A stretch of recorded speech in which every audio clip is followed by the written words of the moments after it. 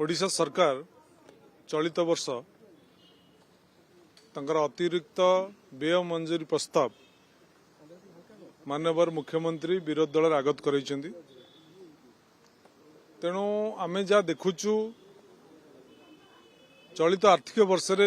जो विभाग पर जिते अर्थ बराद होता से अर्थर खर्च नैराश्यजनक अवस्था अच्छी अर्थ खर्च हो पारि ना ता छड़ा सबुठारु चिंतार कारण जे सरकार वर्तमान 1,34,000 कोटी टंका ऋण करी ये बजेट को उपस्थापन कर तेणु सरकार बाहाबा नौ जे आमे बड़ बजेट करुचु अधिक पैसा व्यय बराद करुचु अधिक पैसा खर्च करुचु किंतु प्रकारांतर ओडिशावासी ऋणक्रांत होउचंती ऋण भार ओडिशावासी बुड़ुचंती जो ऋण भारु पूर्वतन मुख्यमंत्री नवीन पट्टनायक ओडिशा को मुक्त करथिले जो ऋण भारु कोहल करथिले